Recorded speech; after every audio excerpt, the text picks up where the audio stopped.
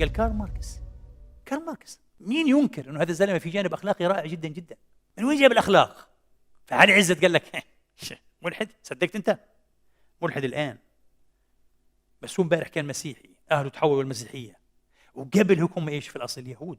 كم مره هذا سمع التوراه؟ كم مره سمع البيبل؟ تراثك وثقافتك انسى.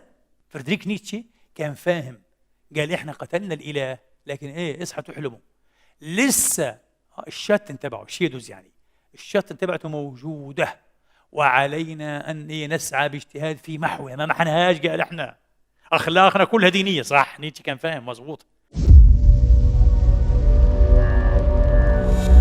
انتبه، فالالحاد وعد خطير على فكره، لذلك اللي عاملين حالهم الحيني وبيكذبوا على الناس، ومنهم ريتشارد دوكنز، الاديان دمرت الدنيا، الاديان. على فكره في عندك عرب بدعوا التنوير والتجديد والاصلاح، والله العظيم لو قلت له امبارح فلان طلق مرته، الاديان يا اخي، الاديان. امبارح نكب طبيخ الملوخيه، الاديان.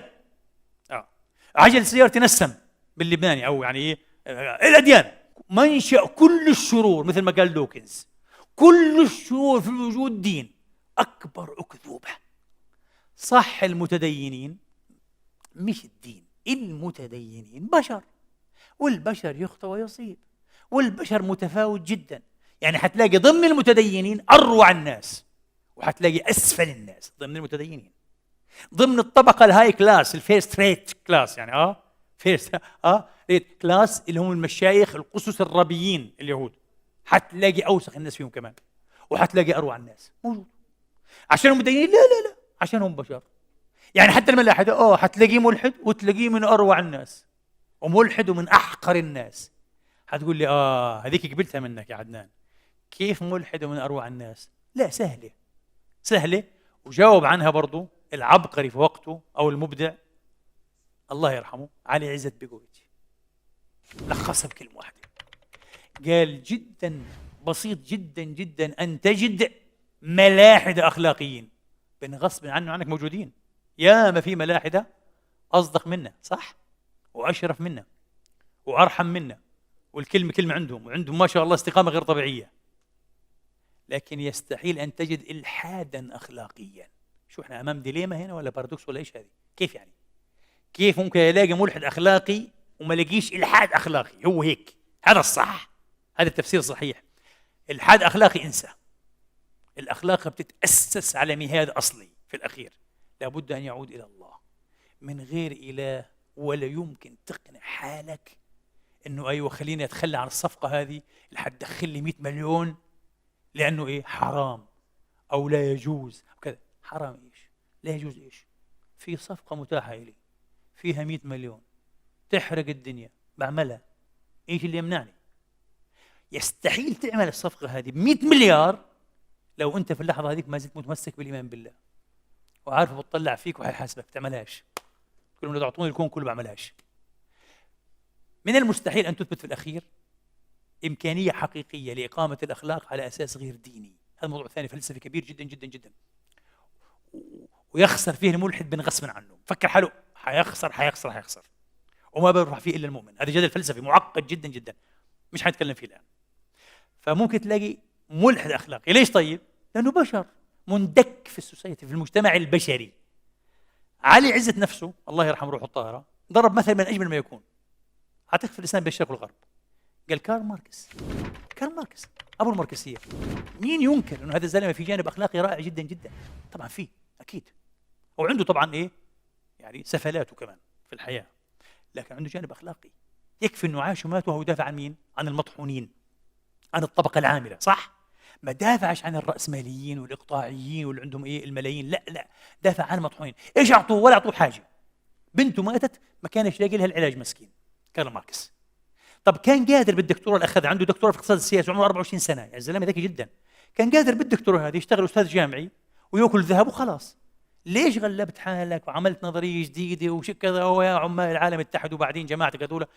قال لك لا، عن المضطهدين، ناس مضطهدين مظلومين مغتربين عن اعمالهم، عن جهودهم، عن عرقهم. لا، انا بدي اقف معاهم في جانب اخلاقي. بس هذا كان ملحد، ماركس كان ملحد، مش بالله ولا بالاديان. من وين جاب الاخلاق؟ فعلي عزت قال لك ملحد؟ صدقت انت؟ ملحد الآن، بس هو امبارح كان مسيحي، أهله تحولوا المسيحية، وقبل هم إيش في الأصل يهود، هذه عيلة يهودية. كم مرة هذا سمع التوراة، كم مرة سمع البيبل في المدرسة وفي الحضانة وفي البيت وفي الشوارع. كم مرة قرأ هوميروس الإلياذة الأوديسة أخلاقية عالية فيها جدا، صح ولا لا؟ تراثك وثقافتك انسى.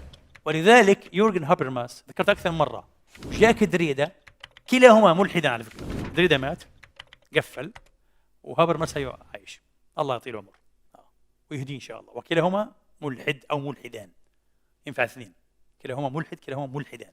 يعني في ناس يقول لك لا ملحد غلط، لا مش غلط، ينفع. المهم كلاهما اعترفا إنه الأخلاق في الحضارة الحديثة الغربية جذورها شئنا أم أبينا biblical roots، جذور كتابية من التوراة والإنجيل. انسى، ما تقدر تحذفها لحد. واللي كان أذكى وأكثر يعني سطوعا في فهم هذه الحقيقة نيتشه، فريدريك نيتشه كان فاهم، قال إحنا قتلنا الإله لكن إيه اصحى تحلموا، لسه الشاتن تبعه شيدوز، يعني الشاتن تبعته موجودة، وعلينا أن نسعى باجتهاد في محوها. ما محناهاش، قال إحنا أخلاقنا كلها دينية. صح، نيتشه كان فاهم مزبوط. أول فيلسوف ما بعد حداثي نيتشه، مش فوكو ودريدا، لا نيتشه قبلهم كلهم، وكلامه صحيح. فعشان هيك بتلاقي ملحد أخلاقي أكيد، بس كإلحاد كمنظومة فكرية مغلقة لحالها تكون أخلاقية يستحيل، صعب تبرر الأخلاق. الإلحاد حتكون أخلاق نفعية نسبية ظرفية وقتية، وعلى فكرة هذا يجعلها لا أخلاقية، يجعل الأخلاق لا أخلاق. إيش رأيك؟ أنا بشوف الموقف السليم للإلحاد immoralism، مش اللا أخلاقية. ما بعرف كيف نترجمها هذه، هل إيه هذه خبيثة. ممكن نسميها، عارف إيش؟ الحيادية الأخلاقية. لا بقدر أكون أخلاقي ولا لا أخلاقي، بضيع قصة.